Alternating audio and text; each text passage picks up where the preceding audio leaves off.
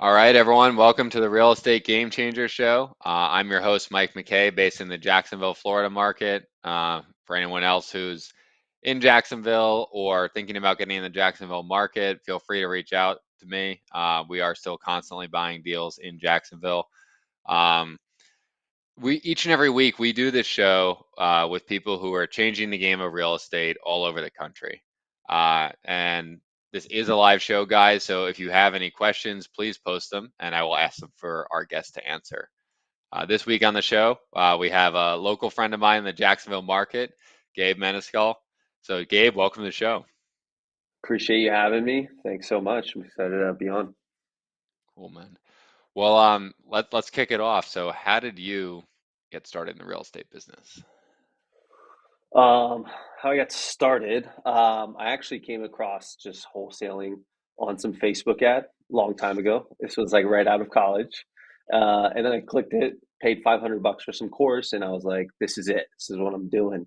And then a couple months go by, or I finished the course, and I was like, wait a minute, I need to do something now. I can't just indulge in this information and not do anything about it. So, um, long story short, I went to a couple of networking events, just trying to get my feet wet in it. And I remember obtaining a divorce list, trying to call a bunch of people, like straight cold calls on my cell phone. I didn't have any money. So I was trying to go as cheap as possible. So I was just hand dialing everything. I paid $80 for this list, and I thought it was the most expensive thing on planet Earth. And I was like, I got to make something work. So I got like one deal under contract, didn't know what I was doing, completely fell through. And then this was in Tampa when I was in Tampa. And then Jacksonville, I ended up coming to some networking events in Jacksonville, got hooked up with Kyle and Pat and Steve, and pretty much was like, hey, I don't know what I'm doing. I want to do this, and I'll pretty much do it for free. I just find a way to pay my bills, but we'll do it. So Pat was just like, all right, well, here's a pre-foreclosure list. So they handed me a list. And I was cold calling again, and I actually ended up getting one under contract within a few days. So then they were able to see that I was kind of serious about it. And what I was doing was I was still in Tampa, but I was coming on the weekends sometimes. So I would come door knock these pre foreclosure houses on the weekends here in Jacksonville, and then call them during the week when I was in Tampa because I didn't know anything about real estate. So uh, the story kind of wrote itself after that.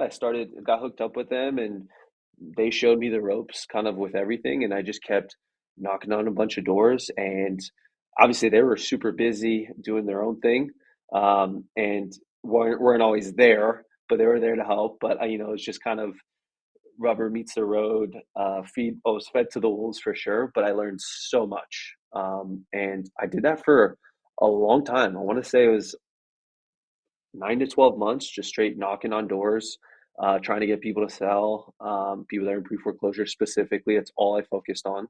Um, and then after that, started getting a couple of deals under my belt, and then started going on some marketing appointments, started having some of my own stuff come in and start building that foundation. It got a lot easier after that. But yeah, that's how I got started knocking on a bunch of damn doors. Yeah. Cool. And for the people who Yeah. don't know, like who aren't in Jacksonville, right? Maybe they don't know Pat, Yeah. Steve, and Kyle are. So what were they kind of doing at the time when you joined them? Yeah.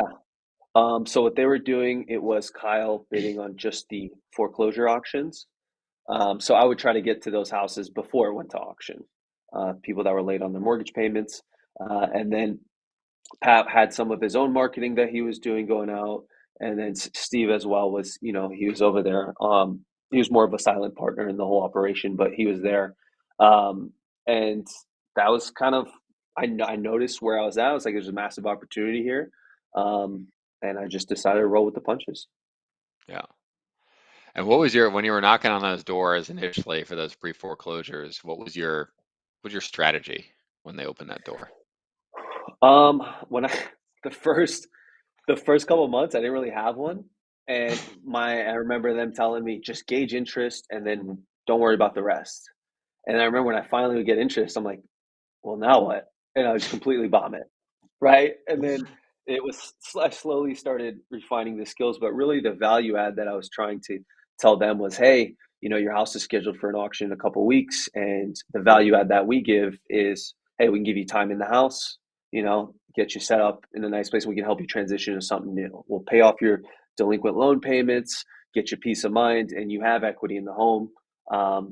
So yeah, because what happens is if they don't figure it out before that auction date, they get evicted. Typically, whoever buys it, they'll evict typically within the first week or two.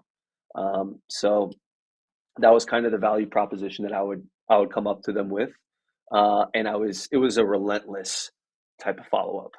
Meaning, you might talk to yourself via text message calls a good 7 to 8 times before you get a response from these people. Mhm.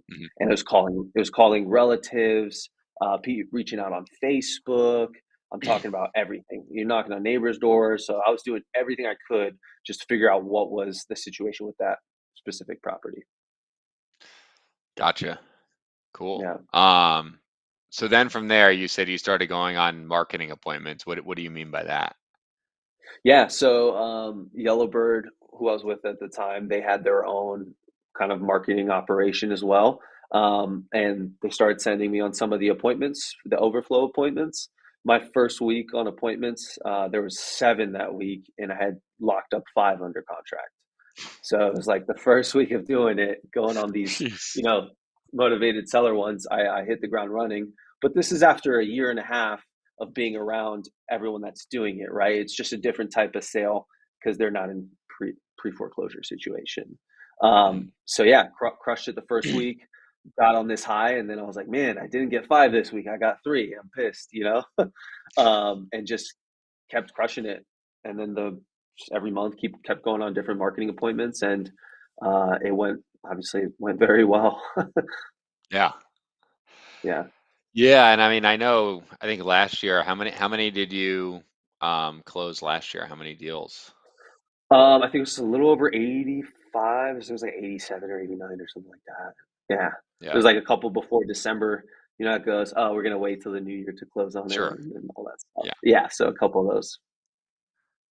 So, I mean, that's a lot of volume for one person to do. So, Yeah. you know, what did you, I guess, change from when you started, just knocking on Mhm. doors to that point in terms of like sales or anything else in order to like be able to do that many deals in Yeah.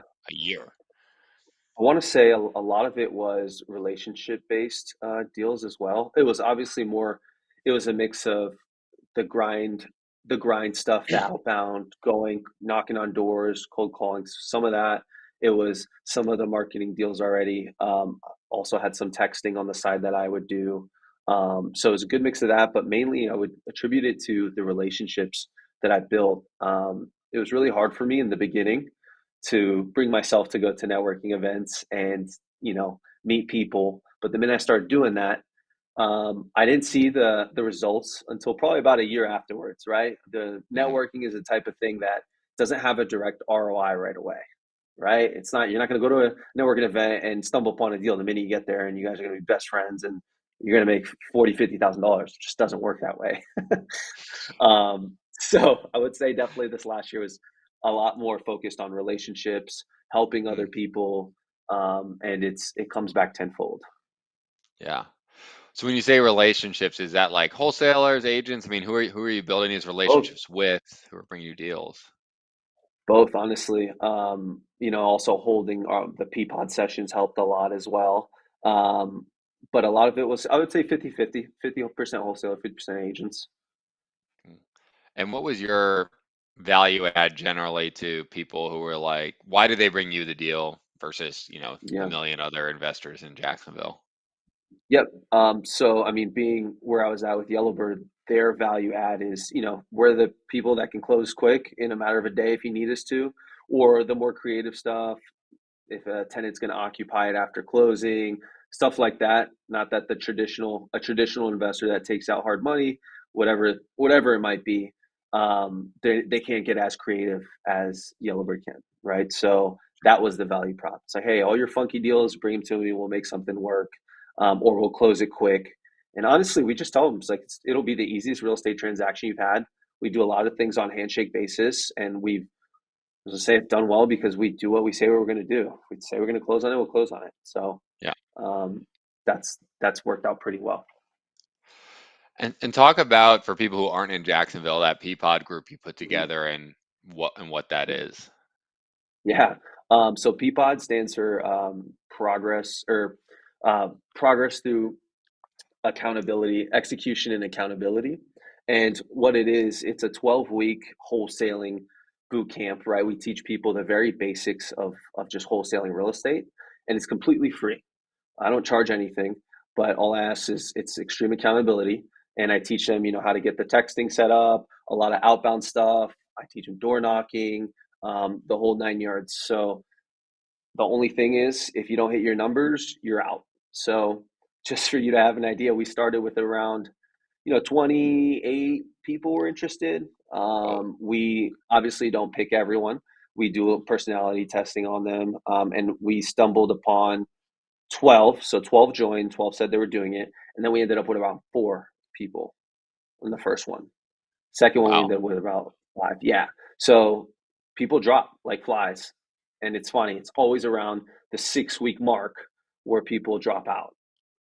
Hmm. It's really strange. Always around 6 weeks is what I noticed. And people that have stuck through the end of the class, they'll see it. They'll tell you, like, yeah, right around week 6, it's like people start dropping like flies. It's the weirdest thing, but people want to pay 50, $60,000 for fortune builders classes or all these mentorships, and it's like you have something that's free. The only catch is any deals you do during that 12-week time period, it just comes through us. We'll teach you everything, show you how the flips go, and you'll get paid on it. So it's very Yeah. simple. I Yeah. don't overcomplicate it, but it's worked out super well. And I mean, it's cool to see people thrive after that and doing what they're doing now. So, Yeah. And a lot of those people end up being, from my understanding, like relationships that you hang on to after, and you end up selling you deals, wholesaling you deals later, or JVing yep, deals with you. all the time, and they're always asking, they're like, "Hey, what did you think about this?" Or, "Can you give me a number on this property?" Or, "How would you handle this?" We're heavy into the sales piece of it too. We teach them sales in the class, and we do a lot of live lead calling. So they come in with leads. I was like, "Hey, we're going to call them together every time, Oh, every sweet. single, yeah." So we'll have an informational session, and then we'll have our live lead calls, live lead rounds. Everyone goes around in the whole room, and you call one person, if you didn't answer, the next person. So people learn a lot that way, more hands on. Yeah. Yeah, that's awesome, man. And let's talk a little bit about that. Like obviously you have a very good sales process and sales skills to close 85 or whatever it is, 80 something Yeah, deals in a calendar year. So what is your sales process like? the process. I mean, I just try to establish obviously the basic framework, and I think just setting proper expectations from the jump is the number one thing. Hmm. On setting expectations on how the encounter will go, but my process is just to talk as little as possible, gather as much information as possible, and then consult them down whatever route I think would best be fit and be what they need. Why don't you try listening for a second first? So Yeah. I take it from more of a consultative point of view. Some people are very aggressive, right? And just it works out for them that way. Other people are a little too passive on some stuff, but I like to say I'm a good mix of both. Um, but yeah, it's just more being more consultative than anything. Yeah. And you kind of have a unique model, right? Because you guys also will list stuff, you'll do different things. So Yep. talk a little bit about how that approach might be a little different to someone who's only coming in with only a cash option. Yep. So, I mean, what I say, right, it's well, going back to that framework, we go, okay, condition, timeline, and then price. And obviously, you'll uncover their motivation. But if I can get those 4 things right there, I'll know how to kind of guide them down whichever route. And what that conversation looks like is like, hey, we offer a variety of different routes when it comes to selling a house, or services when it comes to selling a house. It's not a one size fits all thing. Everyone's situation is a little different, right? So Mm, depending on the condition of the house, right? If it's more turnkey, they've done a lot of work to it, and they don't want to deal with showings, right? We can be like, well, look, we can consolidate some showings. What matters is who you work with. The agent matters, all that type of stuff. So it really. Like I said, it just depends.